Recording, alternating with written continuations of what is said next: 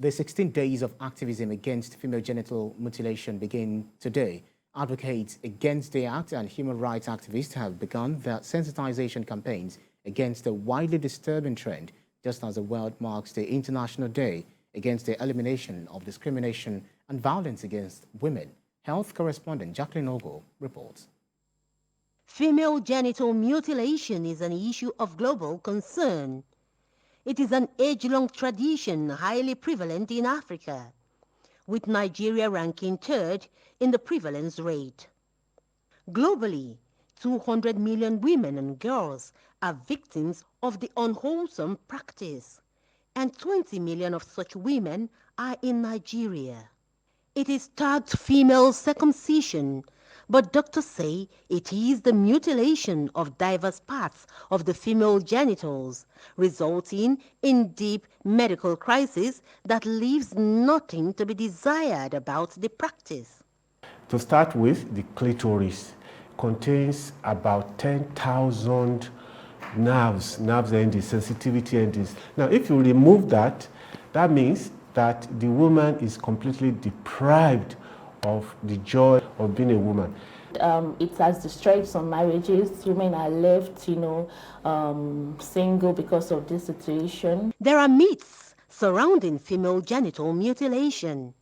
It is culturally done in many parts of Nigeria. So, babies come under unsterilized knives and blades, and it is believed by those who engage in it to be a tool for curbing promiscuity.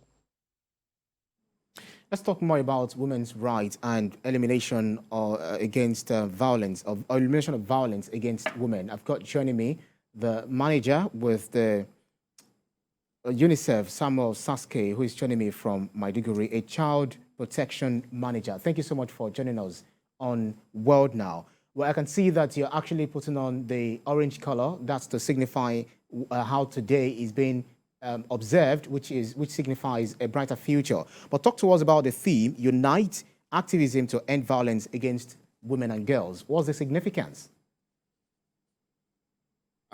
Thank you very much for having me.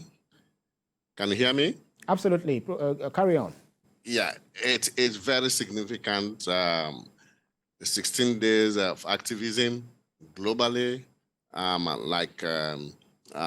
we commemorating it here in Nigeria, everywhere in the world, because as the background information we got talks about millions of women who are subjected to gender-based violence globally. Every minute you have millions of women going through this kind of suffering. And I think the world is getting more aware in terms of uniting different categories of people at different levels to come together and make sure that we fight this fight together. It is not a one man's fight. It is the fight for all.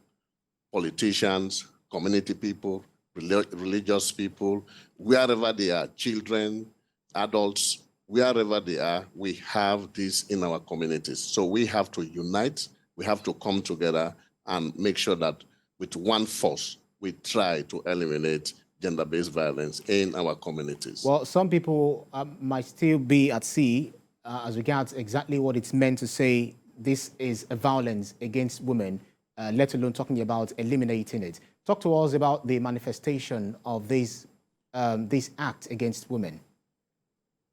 Yes, we are all aware that, specifically, let me come back to Africa.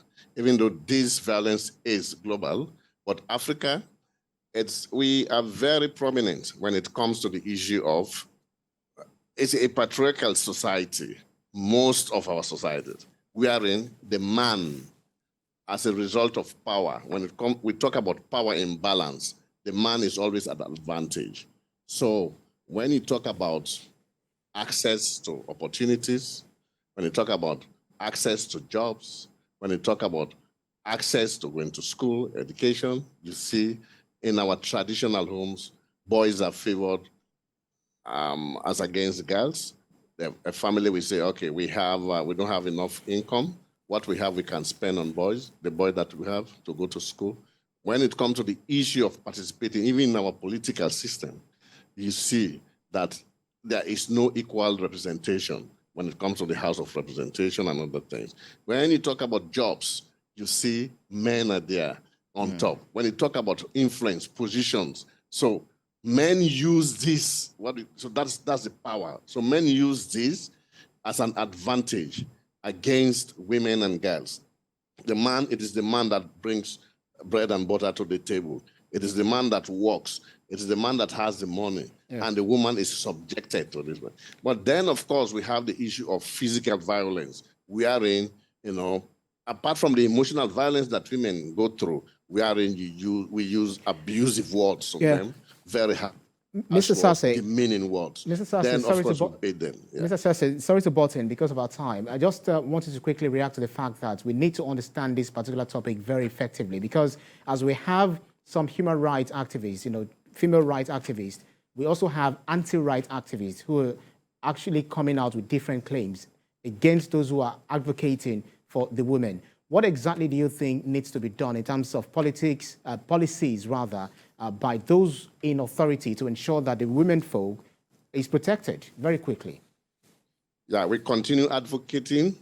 We continue raising awareness, powers that be. We know this fight is not going to be easy, but then, of course, advocating with government, authorities, politicians to enact laws, to put measures in place wherein we advocate for the girl child and women to be empowered, so that when a woman is empowered, it brings some kind of imbalance, a kind of balance, wherein the man doesn't feel completely domineering. So that is about advocacy at top level, at different levels, involving politicians, whoever it is.